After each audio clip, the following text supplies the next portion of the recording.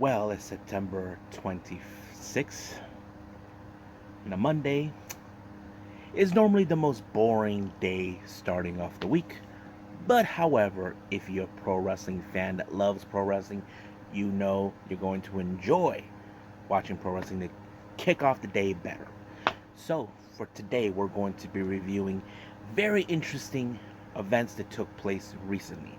First one's going to be Deadlock Pro Wrestling, or as we call it, DPW. With Victory Lap, we have, of course, the debut of two of Joshi wrestlers' finest. We're talking about the Snow Princess, or the Snow Queen, however she's calling herself, Maya Yukihi taking on Jungle Kyona, and of course, the main event is the world title on the line, Bojack taking on Malakai, and of course, we got the All Japan Pro Wrestling for their 50-year anniversary, and it's going to be a killer because we got the Triple Crown Championship on the line between Suwama and Kento Kirihara. And of course, we got Grand Ship 2022 in Nagoya, where we have, of course, Kano putting the GHC heavyweight title on the line against the winner of the N1 victory, the Supernova Keo Kiyomiya. And of course, we cannot forget AEW Dark Elevation. We're going to see what the matches took place. And then finally, some news updates to tell what's been going on in the world of pro wrestling. So, let's get ready for another episode of Deleted Wrestle Zone.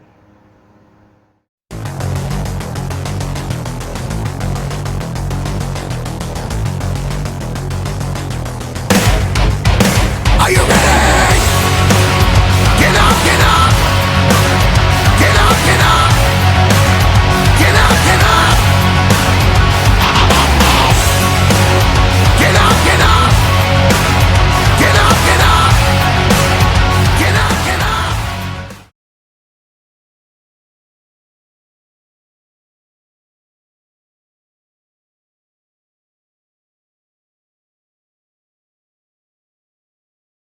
Welcome everybody to Deleted Wrestle Zone, all things that is pro wrestling with AEW, NXT, New Japan Pro Wrestling, Impact Wrestling, the National Wrestling Alliance, various promotions, wrestlers, matches, and championships. I am your host, J-Rod here. So, let's begin with Deadlock Pro Wrestling, or DPW, for their latest event that took place on the 17th, Victory Lap. Opened up with a three-way. Originally was supposed to be a tag team match, but due to one of them being Andrew Everett, was unable to compete. So this turned into a three-way between Jack Evans from the Heavens taking on Dragon Gate's very own, or should I say two of them. We have, of course, SB Kento, and of course, the only known Jedi in Dragon Gate, Shun Skywalker. Now, much of this match was very, very interesting. As you know, since I mentioned this was supposed to be a tag team match, SB Kento tried to convince Shun Skywalker much of the event is 2-on-1. But Shun is like saying, no. It's 1-on-1 versus 1 versus 1. So basically, Shun, I always say he's very, very, menacing of what he's trying to do. But of course, there were some moments where they did work together until one had to stab the other. And that kind of works because one of them has to win. That's the Zebrat way. But it's really interesting. But it was, of course, Shun Skywalker with the Blue Thunder Bomb onto Jack Evans to get him the win. So as I said, Shun Skywalker is very, very, methodical of what he's planning to do. But it worked in his favor. Next up, we got women's action. We got ZT versus the legend Sumi Sakai. Now, these two ladies have come across each other, but mostly this one was coming from Sumi Sakai winning matches against her. But, however, this was more about, Sumi trying to win the match as much as possible. But KZT is trying to see if she can put up a one-her. But I was surprised how she was able to beat Sumi Sakai by applying the Mountain Triangle, which is like an armbar move that is very effective. I've seen certain wrestlers that actually done that. That's mostly coming from an MMA background style, and I think that's helped her. And of course, Sumi had no other choice but to tap out. Next up, we got the DPW tag team titles. We have the challengers, Waves and Curls, consistent of Jalen Brandon and Trevon Jordan taking on NDA, Chance Ricer, Patrick Scott, along with that creep Chris Danger. Now, as you know, NDA always trying to prove that they're going to walk out with the titles. Now, we know they have done it many times. They had Chris Danger's that little sneaky little prick. Always gets involved. But this time he did not. But I think they played the smarter move where they, in fact, had to use, of course, a blind tag. Everything would have gone in Waves and Curls' way, but apparently Jordan was the one who picked up the pin, got pinned by I think it was Scott, giving them to retain the title. So basically it was more of a highway robbery, but unfortunately Waves and Curls did not do their best to pick up the win. Next up, we have a very interesting 8-person tag match. Team number 1 is Team Ryan. We have James Ryan as team captain, teaming with the newcomer Jaden Newman, Zoe Skies, and BK Westbrook. Now, BK Westbrook is a real piece of work. Nobody likes him. He wants the spotlight to himself out of his own benefit. But they take on the much all-star team of Team Corino, which consisted of Diego Hill, Donnie Ray, Mason Miles, and of course Kobe Carino. Now, much of this you can tell that BK Westbrook is trying much of his power to ensure that he gets the opportunity to win. Basically, win it for himself. He doesn't care about his team. But that kind of plays out in its own way. But it was, of course, the obnoxious of Westbrook that caused his team to lose, because it gave Kobe Carino the time to pick up the win when he pinned James Ryan. But of course, James Ryan tells everybody to BK. So basically, that's what he's been getting. Next up, we got Lucky Ali taking on San Diego's native B-Boy. Now, this was a match where, of course, Lucky Ali has been showing how proven he is when it comes to taking on the world's best. Not to mention, he took on the best, and he feels like he should be at the top of the conversation for a world title shot. That's always been, but he has to get through the most dangerous and a well-recognized veteran wrestler like B-Boy. Now, B-Boy at the beginning had much of the control in this match until somehow Lucky Ali was able to pick it up. Now, Lucky Ali was very targeting on the knee of B-Boy. It was very methodical of him trying to slow him down, but luckily was able to pin B-Boy to win the match. Now, the obvious question does remain: will he be in the upcoming conversation for a chance for the DPW World Title? Well, we won't know until that day happens. Next up, I have to say, this is one of my favorite matches of the night. I think this is my first favorite match. Number 1, it's Violence Forever, Kevin Koo and Dominic Garrini taking on the Workhorsemen, Anthony Henry and JD Drake. Oh, man, this match was unbelievably good. Now,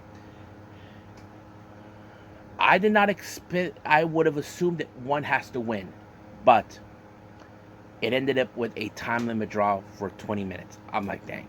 But JD Drake was saying, no 5 minutes. Nope, I can go 20. Oh, let's go 30. But they were interrupted by the NDA and, of course, that creep, Chris Danger. The idea, what they want is to ensure these two teams beat the crap out of each other so they don't have to deal with it. However, there were certain things I was not aware. It turns out that the Workhorsemen kidnapped Chris Danger, and he said something to them that only Chris Danger knows about, saying he said that Chris Danger told them NDA are not the best tag team. So they had no clue what he meant by that. But, however, he did say that they were robbed the last time they challenged for the tag titles, so they demanded a match against them at November 12th in Concord. However, NDA said no, but the interesting is Chris Danger said yes. So NDA are like confused, like, what the hell? We don't want these guys, we beat them, so back in the line. But Chris Danger, because all the things that JD Drake said in his face got into his head completely. So, but JD Drake did say that this thing between both the Workhorsemen and Violence is Forever is not done. But they did state it, if they do win the tag titles, they're willing to give the opportunity, the first opportunity, to Violence Forever because they have some unfinished business at the end. So they have an agreement. So until then, they're going to focus right now until November for the tag title. So we'll see what happens then. Now our next match, this one, I have to say none of us, especially if you're a Joshi fan, who would have thought this was ever going to happen? I'm talking about the two debuts on the same day. We have Maya Yukihi. If you guys know who she is a well-respected wrestler, a veteran who's been with Ice Ribbon for a long time, held many championships, taking on the Jungle Princess, Jungle Kyona, who we all know last year made her the saddest decision to leave Stardom, and now she's a freelancer. We have seen her wrestling now here in the States, but who would have thought this was ever going to happen? Now, these two ladies never did come across each other in the Joshi world, especially when they were signed with different promotions. Like I said, Maya Yukihi was with Ice Ribbon, Jungle Kyona with Stardom. So that kind of sets in it was never going to happen. But here in the States, it made it happen. So I have to say the entire audience who were there in attendance was split in half. I mean, I'm a big fan of both these ladies. I'm not going to deny that. But I have to say it was a pretty good match. I loved it. The reason I love the Joshi wrestling, I have to say I give thanks to Kenny Omega for opening my eyes to that, because if I didn't see that match that took place at the first Double or Nothing in 2019, I would not have known nothing about the Joshi wrestling at all. And I think this was one of those matches right now you can enjoy. This is my second favorite because it showed how much I enjoyed Joshi wrestling. But I was a bit surprised, and no one didn't anticipate at the end in this particular one, where we see Jungle Kyona applying the Jungle Buster, giving her the win. I was like, wow, that was pretty good. And I can't wait to see what other matches she's already been booked here in the States. But we do know that Maya Yukihi did mention that since Jungle Kyona made her appearance at Nomads in Japan about a month ago, I think, that we could see her there. We just don't know. The obvious conclusion I can guess when we'll see her in Nomads would be in November. That's my only conclusion. But we'll see what happens then until Nomads announce their next upcoming events. Now our main event is the DPW World Title between Jay Malakai versus Bojack. Now this is another battle of David versus Goliath. We have Jay Malakai, who is very skinny but very fast and athletic, taking on the strong and powerful Bojack.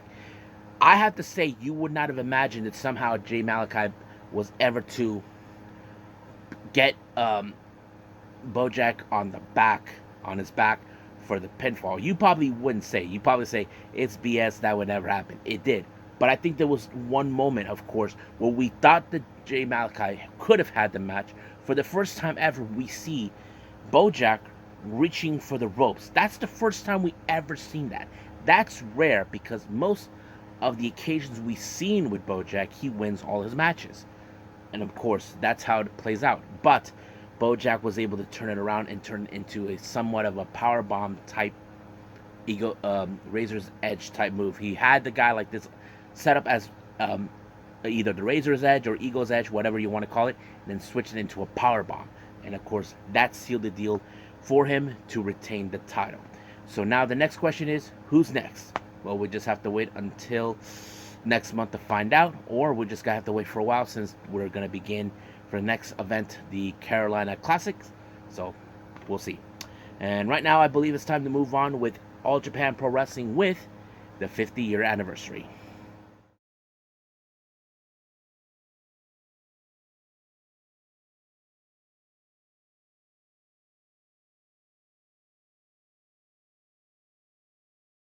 Okay, so it's been a while since I covered a All Japan Pro Wrestling event, but this one is one of their biggest ones so far that I've seen.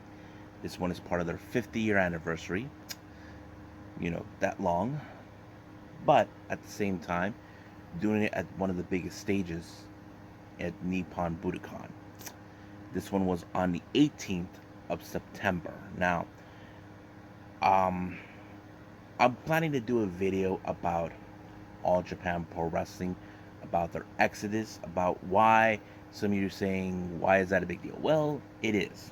But it's going to be a very interesting one.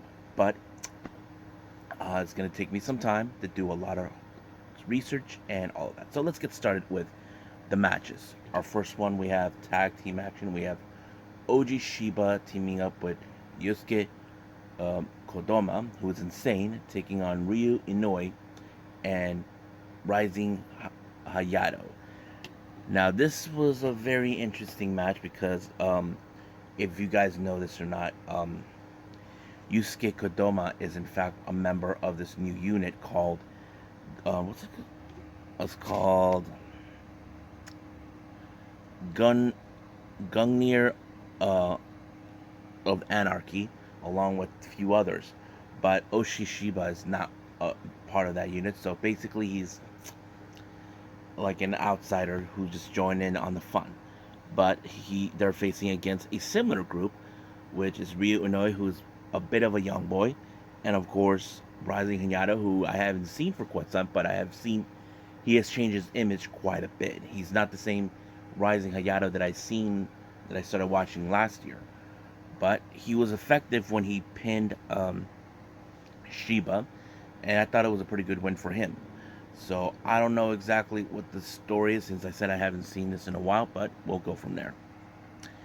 Now, next match, we have 8-man tag match. We have Andy Wu, Black Mansuri, Izanagi, and Sushi taking on Matsuya Nagai, Tajiri, Yoshitatsu, and ATM. Now, I don't know who ATM is, but I was like, okay, no big deal. But I am familiarized with Tajiri and Yoshitatsu. But I'm not familiarized with this other guy, Matsuya Nagai, but he was very impressive from what I can tell. He was able to put Sushi in a big-time submission, forcing him to tap out, so giving him and his team the W. Next match, we have Cyrus, I don't know who this guy, teaming up with the Saito brothers, Jun and Rei, taking on Yukio Naya, who we've seen on DDT. He teams up with the Twin Towers, Gohei Sato and Shuji Ishikawa. Now, this has a bit of the powerhouse type match because all these guys are individually big, strong, and powerful. But how was this going to go out in its way? Well, I did not anticipate a whole lot until I saw a very interesting combination between the Saito brothers when they applied the Brainbuster / Frog Splash onto Ishikawa, giving them the win with Cyrus on this one. So I thought it was a pretty good combination. Now, our next match is a championship match. We have the All Asian Tag Team titles with Dan Tamura and Hikaru Sato as the challengers, taking on the Voodoo Murders, Toshizo and Minoru. And now, the reason this is a tag team, this match took place, I did a little homework on this. If you guys remember this or not, Hikaru Sato and Dan Tamura were once members of a group known as Evolution, led by Suwama. Well, it turns out Suwama turned his back on them, reformed an old faction that he had in the past called Voodoo Murders, and basically had some old friends come by. So basically, he went back to his evil ways and that sort of thing. But it was a pretty good match between them because I know that Dan Tamura and Hikaru Sato are determined to beat these guys, which they did. I was surprised with the Death Valley driver that was applied by Tamura onto Toshizo, giving them the win. However, because of this win, it didn't take long for new challengers, members of Gungnir of Anarchy, consistent of Kodama, Yusuke Kodama, and of course I forgot the other guy, Seshi Tichanaba, I think that's the guy, made the issue to challenge them for the tag titles, which of course they're probably going to do it anyway. So we'll see when that day happens. Now, our next match, we have a very special match. we have Hokuto Onomare taking on the King, Minoru Suzuki. Now, I know some of you are saying, hey, wait a minute, J-Rod, isn't he New Japan roster? No. I'm going to make this very clear and clarify to everybody. According to Minoru Suzuki, he is not signed with New Japan. He's a freelancer. So he goes where the money goes. So that's how it is. They pay him wherever he needs to go. That's where they do it. He's been with many promotions over the years. It doesn't matter which who. Now, if you prominently only see him in New Japan, that would make sense because he has an instant connection with Antonio Inoki at the time. But I was surprised to see this match. But of course, I have to say, I give Omori some credit that he had the guts to take on Minoru Suzuki. But we all know Minoru Suzuki is dubbed as Murder Grandpa. And when it comes to that, he ended up on the wrong side of the Gotch-style pile driver, giving him the win. Now, our next match, this was a very interesting one. I think this is a battle between both young boy and veteran.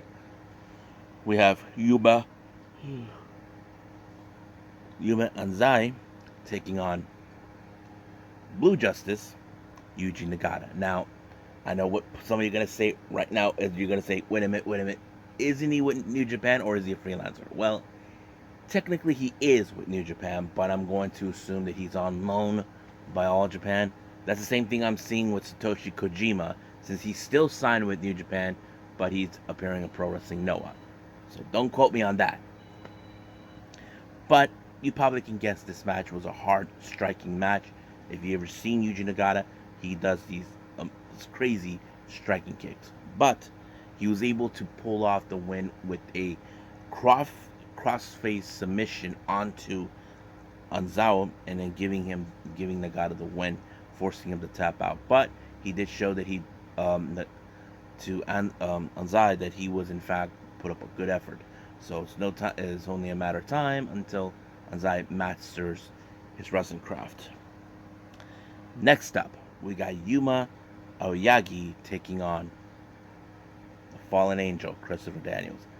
Yes, folks, you heard me right. Christopher Daniels made an appearance in All Japan Pro Wrestling. Now, keep in mind, this is before he was already in Japan, but his suspension wasn't lifted yet until it was announced before this event. So it was great to see it. And now he even posted on Twitter that he can cross this off his bucket list. Now, I wouldn't be surprised if there was many Japanese promotions that he wanted to be in. It would make sense. But I have to say it was a pretty good match because Yuma Yagi is a fantastic wrestler. I've seen him win. He has won the tag team titles. He had made an effort for the Triple Crown title. But he's facing a veteran who's been there, done that. But one thing that I was amazed is somehow Aoyagi was able to pick up the win on a veteran like Christopher Daniels. This is a huge thing for him in a big upset because everybody knows Christopher Daniels' rap sheet. So I say major upset. Next up, we got an interesting, I don't want to call it old timers match because I feel like I'm being too offensive. Let's just call it the veteran match. We have wrestlers who've been around for a long time. These guys are still in their 60s or 70s. I like to say that these guys are the most toughest SOBs on the planet. No doubt about it. So we have team number one. We got Yoshitaki Yatsu. I don't know who this guy is. Masao Inoue. I've seen him before on Pro Wrestling Noah. And Great Kojika. Now, I've seen this guy before, too. They're taking on Shira Koshinatsu, I think. Yeah, I've seen this guy. And you know this guy. We've seen the Dark Side of the Ring. Atsushi Onita. And, of course, Masato Fushi. Now, you probably can guess this type of match is going to be a slow pace. It possibly would. But they still got it for wrestlers of their age. And I was like a bit surprised that it was, of course, Fushi that picked up the win. I was like, wow, at least he was good. I I was okay with the idea of these veterans, but they kept it short as possible. Not to put them in a bad extent because, after all, this promotion is based on Kings Road. Now our next match is a title match. We have the AJPW World Tag Team titles. We have Get Wild, consistent of Manabu Soya from Pro Wrestling Noah teaming up with his old friend Takai Omori. Now, we know where Soya is. He's currently as a member of Congo in Pro Wrestling Noah. So he teams up with his old pal, um, Omori, and I thought it was a pretty good match. They take on Gung Near of Anarchy, consistent of Ruki Honda and Shotaro Ashino. Now, as I said, I haven't seen this promotion for quite some time, but a lot has changed. I did not anticipate this group, but they were very good and very cohesive from what I can gather. And I have to say that I don't know exactly what Honda did. It's almost similar like a reverse flamenco driver, but mixed with a choke slam that he applied onto to Omori. It was a pretty good one. I just did not anticipate a whole lot on that part from him, so I give that props. Next match is for the HBW World Junior Heavyweight title. We have, of course, Asushi Aoyagi versus Tiger Mask. Now, if you guys ask me, so is he related to Yuma Aoyagi? Yes, they're brothers. So now you know. But now that I mentioned Tiger Mask, wait a minute, is he with New Japan? I'm going to say he's on loan too. I'm not 100% sure if that's the case, but haven't done research on that yet. But it was a pretty good match. I give credit how this one is. Now I have seen Oyagi, who is an uprising star in the junior heavyweight division. Uh, Basically, I was so surprised that he was able to pick up the win when he applied the 450 splash onto Tiger Mask to win it. Now our next match is a number one contendership for the Triple Crown Championship.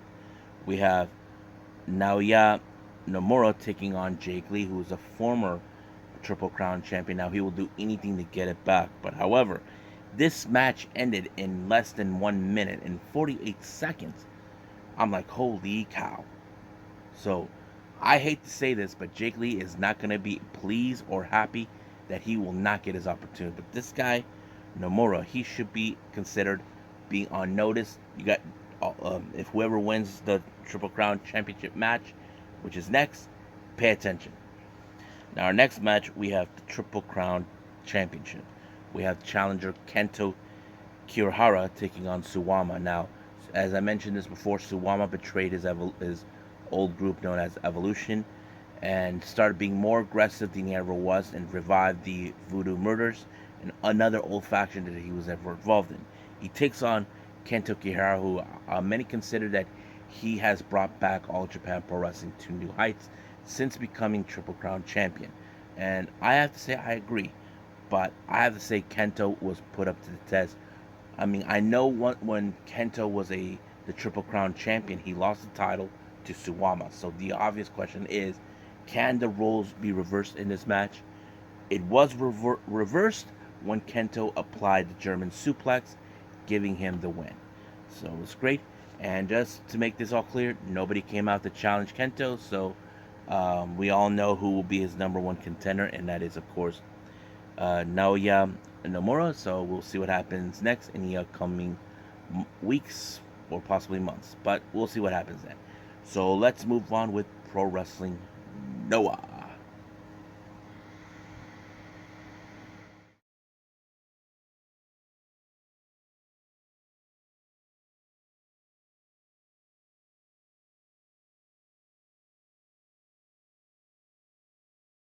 Alrighty then. So, Pro Wrestling Noah, it's been a while. We have the latest event. This is the biggest one, called Grand Ship 2022 in Nagoya. This took place on the 25th, recently. This was also dubbed as Pro Wrestling Love Forever to the Outbreak. Now, if you guys don't understand what this is, that's the kind of phrase that how to say, Keiji Muto would put out, because during his time when he was running things with All Japan, he called it the Love Era. I don't know why. Don't ask me, but that sounded cool.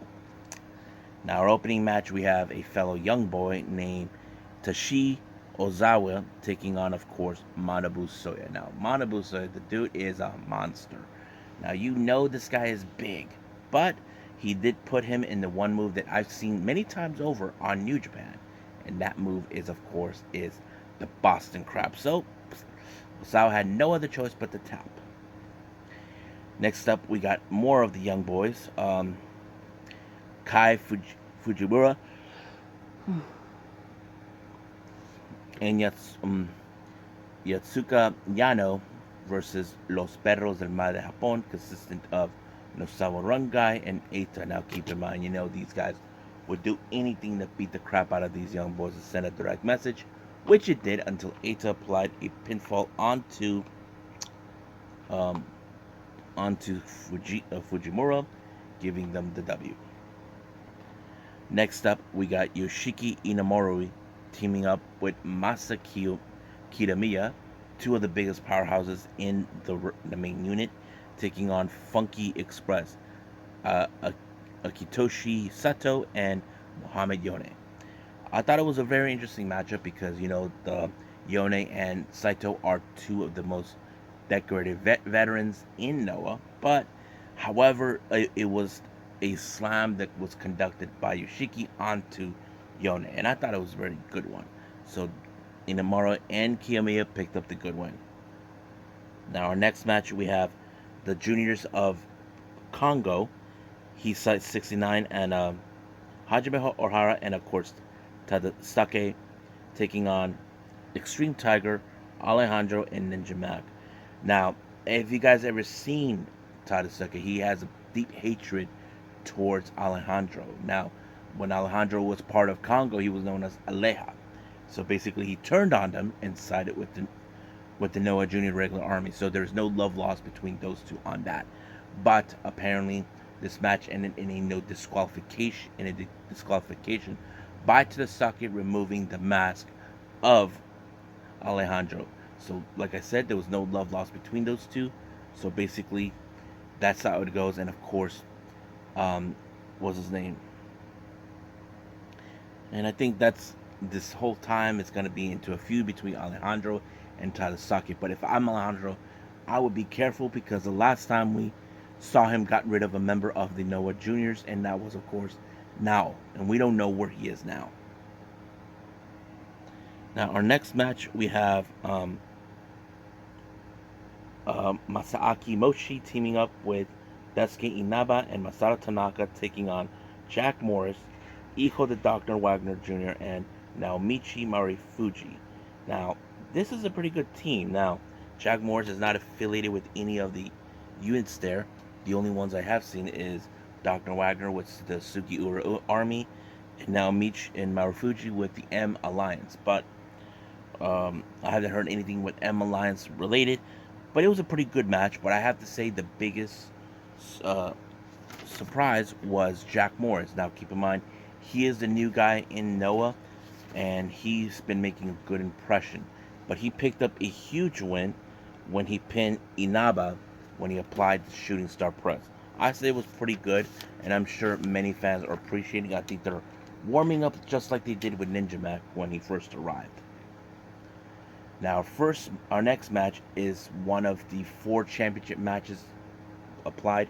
We have the GHC Junior Heavyweight Tag Team titles. We have members of the Noah Junior Regulars, Seki Yoshiaki and Atsushi Kotoge, taking on Stingers Yoshinari Ogawa and Chris Ridgway. Now, Stinger has always been proven that they are the most dominated team in the junior heavyweight division. That's always been the clear case. But the Noah Juniors have proven how strong they can be. Tried to prove they can elevate the junior heavyweight division. But to the biggest upset was, of course, is when Yoshioka applied a spinning kick onto the head of Ogawa, giving him and, of course, Kodoge the win to become brand new tag champions. But however, they did not have room to breathe. They were viciously attacked by none other than Kongo's juniors, of course, Tadasuke and High 69. And of course, it doesn't take a genius to figure it out since of course there was English translation, that we know these two would want a title shot. So it's not a secret the way it looks more if you just look at it. But of course, Tadasuke is a real crazy dude. He bathed himself in the blood of Kodoge, sending a clear message. So we just don't know when, but I do know one thing. We know that Yoshioka and Kodoge will accept it. But the real question is, when will that happen? We just gotta wait until the Pro Wrestling Matchmakers give the announcement. Next championship is the GHC Heavyweight Tag Team titles. We have, of course, Satoshi Kojima teaming up with Takashi Sugiura to take on the champions, Timothy Thatcher and Hideki Suzuki. Now, this was a match that kind of felt like, what the hell? Because they're both... we know that Takashi Sugiura is the leader of Sugiura Army. And of course, Suzuki and Thatcher are part of that group. But Kojima is not. So it was kind of interesting that happened. But I have to say it was a pretty good match. But it was the Olympic Slam by Sugiura onto Suzuki that picked up the win and making them the brand new tag team champions. So that basically, we have two title exchanges on this one. So the obvious question is, will our next championship match, which is the Junior Heavyweight Championship, is going to be changed? Well, we have Yohei versus Hayata of Stinger. Now, Yohei and Hayata, they were once tag team partners and good friends, but times have changed. Hayata is not that guy that he was before. And of course, Yohei can see that. But I did mention this before. This is the one title that eluded Yohei. He hasn't won this particular title. He has won the GHC Junior Heavyweight Tag titles, but never the singles competition. And I mean, I'm a fan of Yohei, but he put up a good fight, and Hayata put up the most dangerous ways to disorient or disable Yohei in every way possible. But however, it did not went well until he applied the headache onto Yohei to retain the title. But to the next surprise for the next challenger, this was something I felt that it's going to be a banger. And this was, of course, something that, of course, Marufuji mentioned. Ninja Mac has issued himself as the next challenger. And I think many fans are like, hell yes, we want to see that. Now, it's no secret that Ninja Mac have made a big impact since arriving to Pro Wrestling Noah. That has always been clear, and fans love him. So, the obvious thing is, when will this match happen? Make it happen, Pro Wrestling Noah. So, we know that this is a title that he's going to go for, but the obvious question is, will he able to dethrone Hayata? Well, we'll see when that day comes. Now, our next match, as part of the retirement of Keiji Muto, and I think this is match number 3, we have members of Kongo, Katsuhiko Nakajima, teaming up with Masakatsu Funaki to take on Katsuyuki Fujita and, of course, Keiji Muto. I have to say it was a pretty good match. I like how this is more.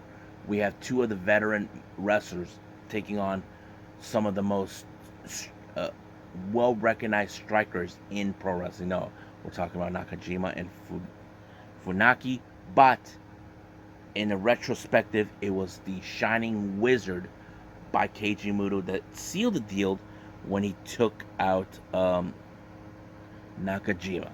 So practically, that's a pretty good move. Now, our next match is the GHC Heavyweight Championship. We have the Supernova and the winner of the N1 victory, Kaito Kiyomiya, taking on Keno. Now, these two guys have a long history with each other. If you follow their history, Keno and Kaito used to be friends, but Keno felt that when the ownership was in it when they had a different ownership at the time, that they were focusing on wrestlers they want to build up. Like Keno has this history about calling everyone else fakers, while he and his members of Congo are the real wrestlers. So that kind of puts it in a perspective. But as you know, recently we did saw Keno became um, the champion not too long ago. But the obvious thing is, can Kato Miyamiya picked up the win to defeat his old pal? I have to say, Keno put him right where he wanted him. But as you know, Kato Kiyomiya has been blessed by Keiji Muto, and he gave him the blessing to use one particular move, and we all know that move. That is the Shining Wizard, and it sealed the deal. I did not think that this was going to end with Kiyomiya picking up the win. We would have assumed Keno might have been holding on the style for long, but whatever that case is, we'll just say it was a good one. But, however, what's his name? Kasuyuki showed up, and I don't know what's the process, but I'm going to guess that he's probably won a shot of the GHC heavyweight title. That is obviously clear. But I want to say this, that Kiyomiya, he is still young, he's learning. I cannot believe he's the youngest wrestler to actually pick up this win. So, I have to say, pretty impressive. So I think that's it with Pro Wrestling Noah. I believe it's time to move on with AEW Dark Elevation.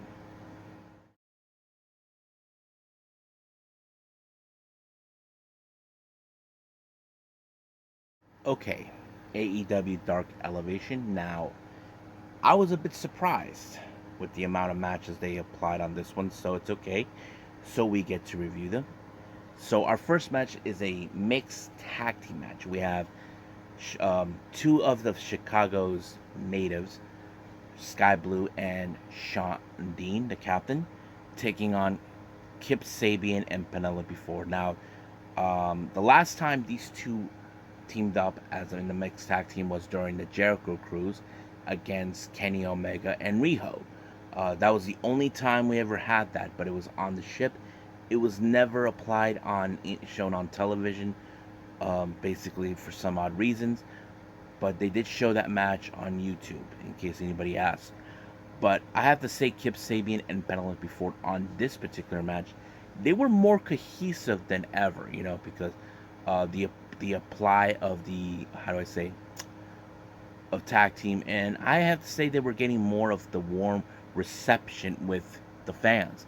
I think the fans are loving the idea of seeing Kip Sabian and Penelope Ford, and I wouldn't be surprised somewhere down the line if we do see them take on both Sammy and Ty Mello.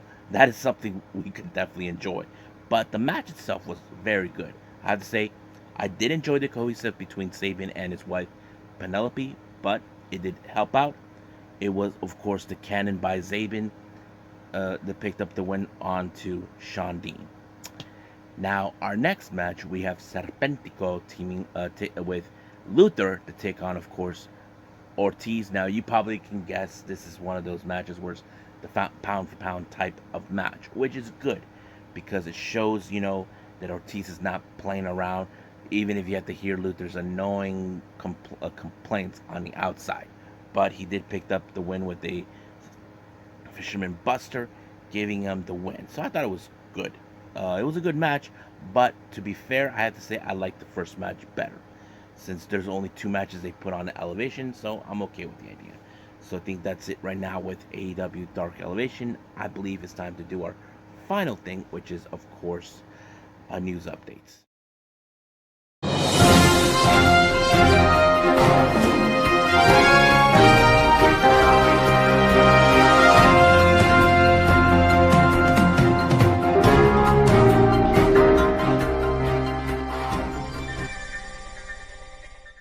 Okay.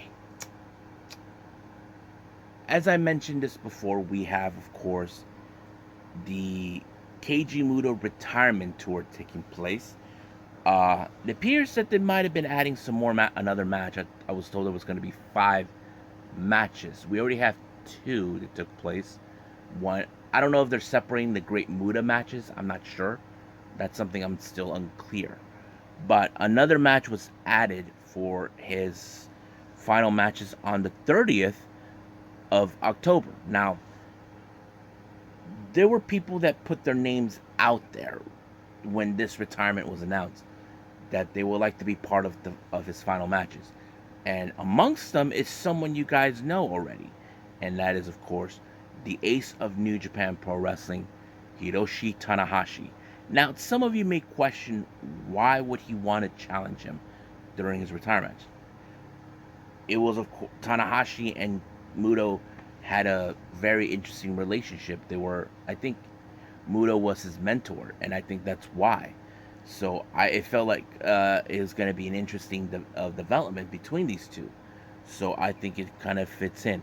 So it was announced that Keiji Muto will be teaming up in a six-man tag match with Yoshiki Inamura and Naomichi Marufuji, while Tanahashi will be teaming up with Togi Makabe and Tomoaki Hamna of GBH, of Great Bash Shield, or GBH.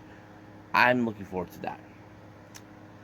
Now, at OTT Wrestling, or as we call it, Over the Top, down from Ireland, has announced for their October 29th event at the National Stadium that Matt Cardona will be making his debut there, and he will be facing against LJ Clearing. Now, if you guys never seen LJ Clearing, he challenged for the AEW All Atlantic Championship, against Pac, which he lost. So that's going to be an interesting matchup. Now, you may have heard the stories, this talk about AEW making their appearance in the UK. Well, Dave Meltzer reported that they will be making their debut in the UK in the summer of 2023. And they want to do this at the Craven Cottage, which is the home of Fulham FC, the soccer team in the UK, which is owned, ironically, by the Khan family. So it would make sense there, because I remember during where Nick Jackson talks about possibly filling up the people of stadium in Fulham. It would make sense, but I don't know. I don't know how you people would feel about waiting that long. I mean, I understand some UK fans want to see now, but we're okay with that. I can't wait to see where they're going to go with that. Now, update on Deadlock Pro Wrestling's Carolina Classic that will be taking place on the 15th. It was announced that for one of the matches in the first round, we have Gringo Loco taking on Kobe Carino. So that's going to be a very much interesting match. Now, information has come around for the upcoming Wrestle Princess 3 by Tokyo Pro on the 9th of October. They're going to set up a 50% capacity, and there will be cheering allowed. But however, paper tape and banners will not be permitted due to regulations by the venue. So that would suck, but as we know, it won't be last forever. Now, our next update, we have the GCW stuff. We have, of course, for the Fight Club Night 2, it was announced that Bootsy, Ellie Catch, and Effie will be in action, taking on the young pillars of GCW, Nick Wayne and Jordan Oliver. However, another update was revealed that for their Drop Dead event on the 22nd of October, we're going to have Jonathan Gresham taking on Dragon Gate's very own Yamato. Now, our final update that I want to talk about, well, not a final, sorry. We have Flash Morgan Webster. Now, if you guys ever seen him on NXT UK, we haven't heard from him for quite some time, but he actually posted out a bit of a statement. He broke his silence. Now, there were rumors about saying that they wanted to renew his contract with WWE, and apparently it did not happen as it did, but he put out a statement about his reasons. So let's put it out here. See, last night was my first match I've had in over a year, my first independent match in close to 3. In April, rumors started surfacing that I turned down multiple renewal offers from WWE. These rumors were true. There were a few reasons I turned them contracts down, but one of them was that I felt like maybe I was done with stepping into the wrestling ring. That passion wasn't there for me. I wasn't enjoying it, and motivation to rehab or get any form of ring shape was the last thing I wanted to do. I later got into resigning so my family and I had security while I was injured. Then the release came and I felt kind of relieved in some capacity. While some colleagues were still looking to fill up their schedule, I was looking to become a coach or running chaos full time as a promoter. I knew I wanted to be involved in wrestling, but maybe just not in a performing capacity. Anyone who knows me professionally will know the huge amount of pressure I put on myself before matches, to the extent making my days before shows and show days insufferable. And this anxiety has only got worse the last few years. But a few weeks ago, I made a decision to take two bookings. One booking tag match with Mark, and the second a singles. And really see where my head was at. Last night at OTT, I stepped into the ring in the front of a crowd over a year. I did so with intention of just enjoying it and trying to find the fun that I seemed to lost along the way. All I know for now, I spent 3 years not really knowing what I wanted or where I stood with wrestling. Now I know that I just wanted to enjoy it, and last night was a good start. I was looking forward Riot Cabinet in 2 weeks time, then back to OTT for round two, and then who knows. I All I know is whatever I do going forward, I'm gonna try to my best to embrace and enjoy it. So what this statement is telling us right now, that during his time with WWE, he did not have the motivation or the fire that he obtained. This is something that I think Jon Moxley mentioned in his final year with WWE, that he didn't have that passion anymore. But now that he was out, he found it again. And I think that's what Flash Morgan Webster is. I think him returning back to the independents kind of lit out the fire. So that is a good thing. I have to say he's doing very well. And I'm willing to say that he is finding that passion that he once had. I mean, we've seen wrestlers that say that, but later they do come back. I mean, we saw that with Azuki. We saw that with several others. But I'm happy for him. Now, our final update. If anybody hear what's going on, you better get your ears straight. Open them up. There was an Instagram live streaming set up by Malakai Black. Now, we all know what the story has been about. We've been hearing this, that, oh, he's been released by AEW. The rumors speculating that he's going back to WWE. We all have to say that we need to stop listening to dirt sheets. I mean, dirt sheets give us nothing but like trying to say what. Right now, I've been seeing Sean Ross Sapp of Fightful Select getting so much heat from fans for saying, "Oh, you expect us to believe you," that sort of thing. So Malakai Black is pissed because people are not hearing this. He's saying, "Where did you get this idea that it's a 5-year contract with AEW?" That kind of puts him in a position like, what the hell? And I get it. He's pissed. These dirt sheets are not giving the real story. Like, they're ignoring the fact that he is dealing with mental health. And let me say this, people. Mental health is no joke. Trust me. Now, I never had mental health, but I know someone who lost a husband through that. And I paid my condolences to her. I felt saddened that her husband was gone because of that. And it's not a joke. For real. But if these dirt sheets are not going to accept it, that they're a bunch of morons. But the one thing that Malakai Black is right, they're treating this as a conspiracy theory. Because they're not telling us the full story on what's going on. They're just putting out this speculation like, oh, it may not be mental health. It may not be this and that. Get it right. Because we just heard this from, like we say, the horse's mouth. And it pisses me off that they're giving us a different narrative from what we were supposed to have been told. Now, Saraya, who made her return in wrestling, but in AEW, said this: don't trust what the dirt sheet says. I have to say, I agree with her.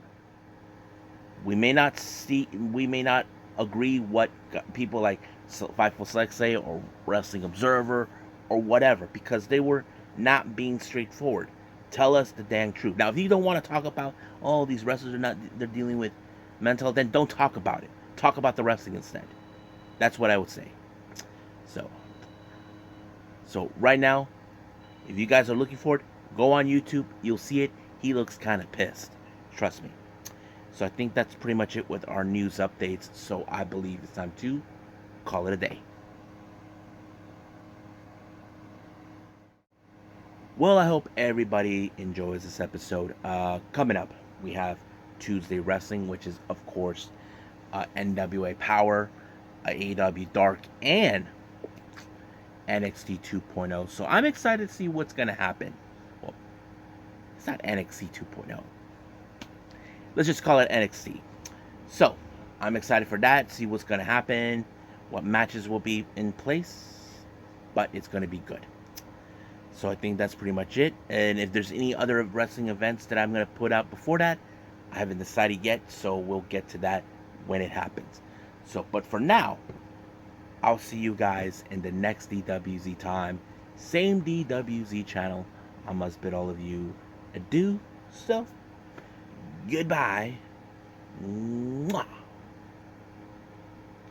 And have a nice day.